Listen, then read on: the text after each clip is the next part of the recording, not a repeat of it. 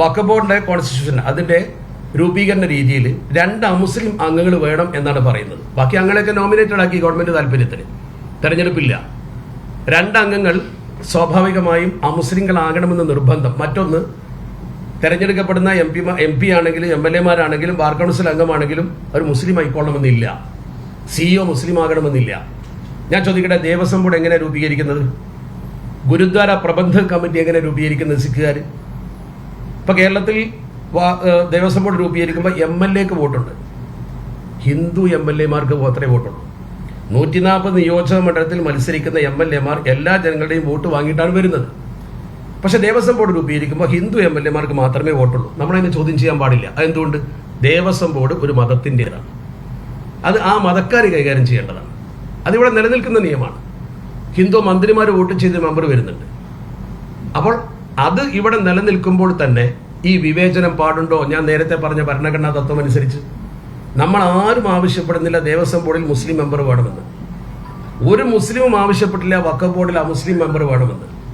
മുസ്ലിങ്ങൾ ആവശ്യപ്പെടാത്ത നിലവിൽ നിലനിൽക്കുന്ന നിയമത്തിനെതിരെയുള്ള ഈ പ്രഖ്യാപനം എന്തിനാണ്?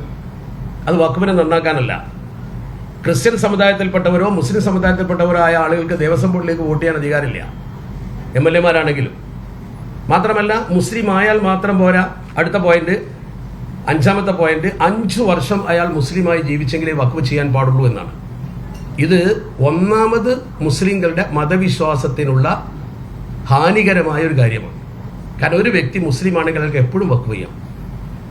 നിയമപ്രകാരം അയാൾക്ക് വഖഫ് സ്വത്ത് അള്ളാഹുവിന്റെ മാർഗത്തിൽ അർപ്പിക്കാനുള്ള അവകാശമുണ്ട്. അതേസമയത്ത് അയാൾ മുസ്ലിമായി 5 വർഷമാകണമെന്ന് പറഞ്ഞാൽ ഇയാൾ എന്ന് മുസ്ലിമായി എന്നതിന് എവിടെയാണ് ഒരു സർട്ടിഫിക്കറ്റ്?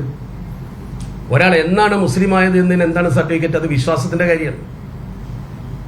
ആ വിശ്വാസത്തിന്റെ കാര്യത്തിൽ ഇങ്ങനെ ഒരു നിലപാട് സ്വീകരിക്കാൻ എങ്ങനെ ഒരു മുസ്ലിമിന് കഴിയും?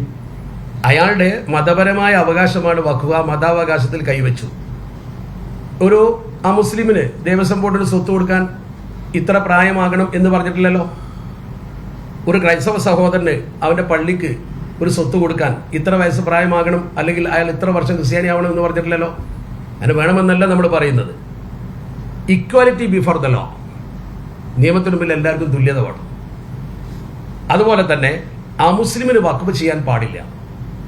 മുസ്ലിമായ ഒരു മനുഷ്യന് വഖഫ് ചെയ്യാൻ തീർച്ചയായും പാടില്ല എന്ന് പറയുന്നത് നമ്മുടെ രാജ്യത്തുള്ള പല സ്വത്തുക്കളും, കേരളത്തിൽ തന്നെ കൊടുങ്ങല്ലൂരിൽ പള്ളി നിർമ്മിച്ചു കൊടുത്ത് മുസ്ലിമായ ഭരണാധികാരിയാണ്, കൊടുങ്ങല്ലൂർ രാജാവാണ്. മുസ്ലിങ്ങൾ ഒരുപാട് വഖഫ് സ്വത്ത് കൊടുത്തിട്ടുണ്ട്. അതൊക്കെ പിൽക്കാലത്ത് രേഖയില്ലാത്തതാണെങ്കിൽ തിരിച്ചു പിടിക്കാനും കയ്യേറാനുമുള്ള ഒരു വഴി തുറക്കാനുള്ള സംവിധാനമാണത്. ഒരു മുസ്ലിമിന് ഒരു മുസ്ലിമിനെ സഹായിക്കാമല്ലോ.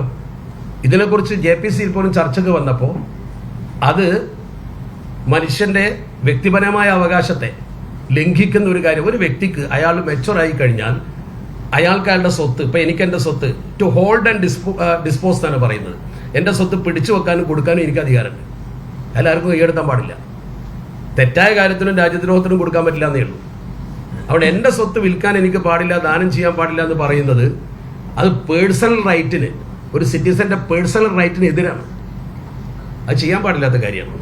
6ാമത്തത്, ഇതൊക്കെ ചർച്ച ചെയ്യുമ്പോൾ സ്വാഭാവികമായി വേണ്ടിയിരുന്നത് മുസ്ലിം പണ്ഡിത സംഘടനകളുമായിട്ടോ അല്ലെങ്കിൽ മുസ്ലിം രാഷ്ട്രീയ നേതൃത്വവുമായിട്ടോ ചർച്ച ചെയ്യലായിരുന്നു. അതുണ്ടായില്ല. പകരം JPCക്ക് വിട്ടു. JPC രൂപീകരിച്ചപ്പോൾ തന്നെ ഭൂരിപക്ഷം ഭരണപക്ഷത്തിൽ ഉറപ്പാക്കിയിട്ടാണ് ചെയ്തത്. അതിൽ തന്നെ മുസ്ലിങ്ങളെ പ്രതിനിധീകരിക്കുന്ന ചില രാഷ്ട്രീയ പാർട്ടിയുടെ പ്രതിനിധികൾ അതിലെടുത്തില്ല. 5 MLA മാരുണ്ട് മുസ്ലിം ലീഗിന്. ഒറ്റ MLA മാരെ JPCയിൽ ഉൾപ്പെടുത്തിയില്ല.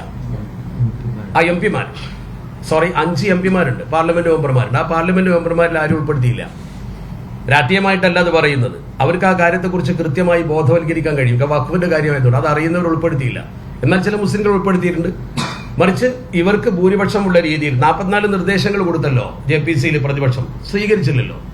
16 നിർദ്ദേശങ്ങൾ ഭേദഗതികളായിട്ട് അവർ അവതരിപ്പിക്കാനുള്ള ചെയ്തത്. ഏകപക്ഷീയമായിട്ടാണ് ജഗദാംബിക പാൽ പെരുമാറിയത് എന്ന് പത്രത്തിലൊക്കെ വാർത്ത വന്നിരുന്നല്ലോ. MP മാർ പ്രതിഷേധിച്ചിരുന്നല്ലോ. JPCയുടെ അധ്യക്ഷന്റെ നടപടിക്രമത്തെ ചോദ്യം ചെയ്തിരുന്നല്ലോ.